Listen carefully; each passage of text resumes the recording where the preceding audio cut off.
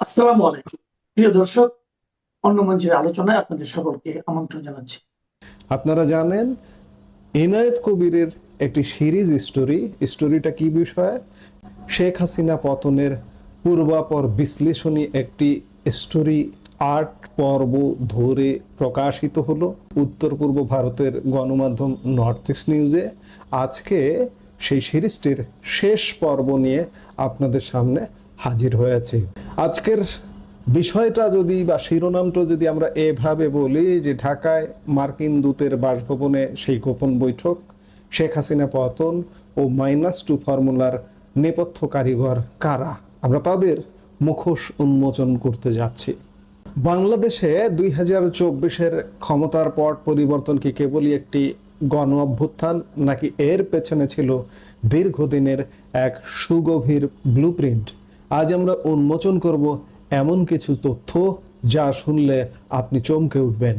আমেরিকার কূটনীতিকের ঢাকার বাসভবনে বসে কিভাবে আঁকা হয়েছিল এই শাসন পরিবর্তনের নকশা, কিভাবে পুরনো -2 ফর্মুলাকে নতুন করে জাগিয়ে তোলা হলো, এক একটি নাম, এক একটি চরিত্র এবং আন্তর্জাতিক ভূ রাজনীতির এক রুদ্ধশ্বাস বয়ান নিয়ে আমাদের আজকের এই বিশ্লেষণ।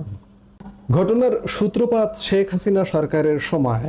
তৎকালীন প্রধানমন্ত্রী শেখ হাসিনা মার্কিন নেতৃত্বাধীন কোয়াডে যোগ দিতে অস্বীকৃতি জানালে সম্পর্কের অবনতি ঘটে।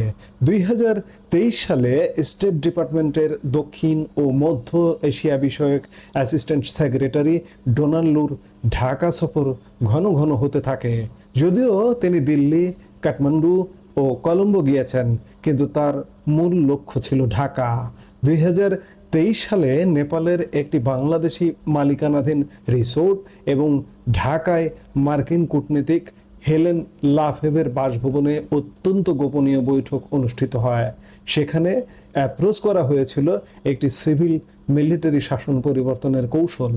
এই বৈঠকগুলোতে উপস্থিত ছিলেন এমন অনেক বাংলাদেশি যারা পরবর্তীতে 2024-এর 8ই আগস্টের পর ডক্টর মোহাম্মদ ইউনূসের অন্তর্বর্তীকালীন সরকারের উপদেষ্টা হিসেবে নিযুক্ত হন।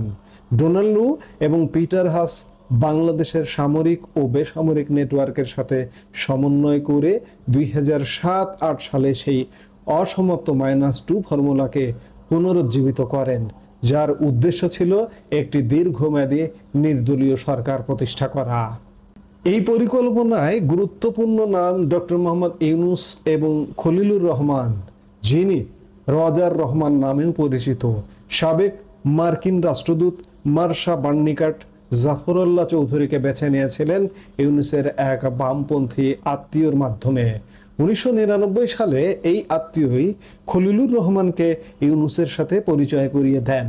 2001 সালে বিচারপতি লতিফুর রহমানের পিএস থাকাকালীন খলিলুর রহমান জামাত বিএনপি জোটকে ক্ষমতায় আনতে ভূমিকা রাখেন।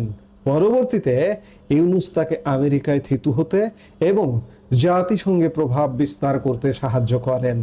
খলিলুর রহমান মার্কিন deep state, military, media, industrial complex এবং ক্লিন্টন ফাউন্ডেশনের সাথে ঘনিষ্ঠ সম্পর্ক গড়ে তোলেন।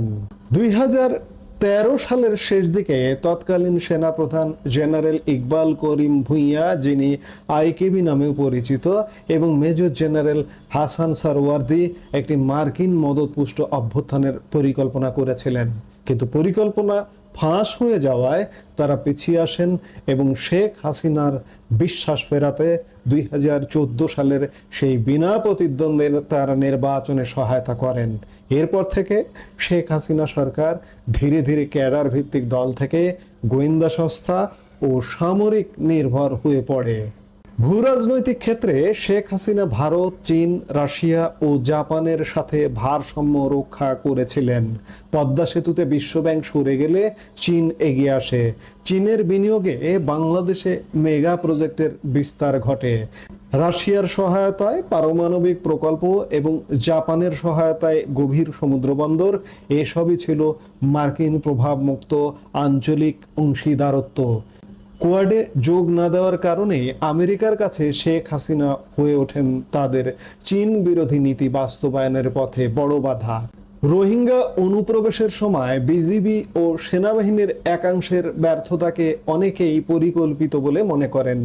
এই সুযোগে আরাকান আর্মি কক্সবাজার ও পার্বত্য চট্টগ্রামে অবাধ বিচরণ শুরু করে। ইউএসএআইডির আবরণে মার্কিন গোয়েন্দারা ঢাকা ও চট্টগ্রামে তৎপরতা বাড়ায়।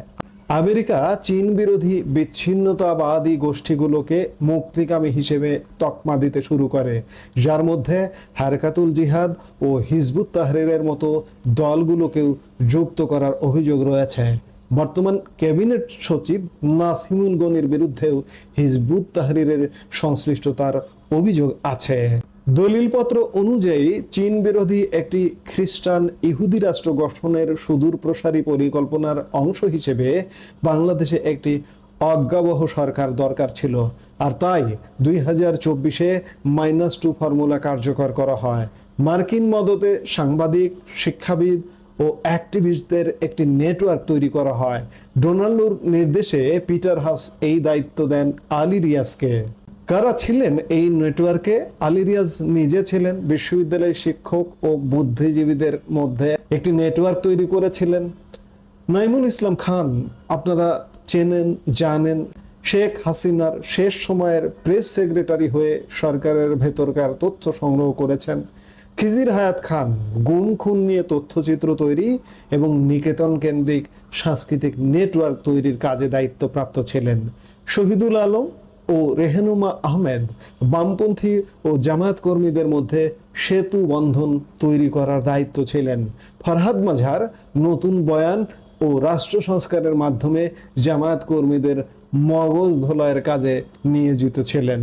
আদিলুর রহমান খান শুভ্র অধিকার, যিনি অধিকার এনজিওর সঙ্গে যুক্ত, এবং সঞ্জিদা তুলি মায়ের ডাক নামের একটা সংগঠনের দায়িত্ব পালন করছিলেন, যারা গুম ও খুনের আন্তর্জাতিক প্রপাগান্ডা ছড়াতে সহায়ক ভূমিকা পালন করেছেন। এই সঞ্জিদা তুলিকে বিএনপি তাদের নমিনেশন দিয়ে এমপি বানানোর একটা চেষ্টা করেছিল, কিন্তু জামাত প্রার্থীর কাছে মীর কাসেম আলীর ছেলে ব্যারিস্টার আরমানের কাছে হেরে যান।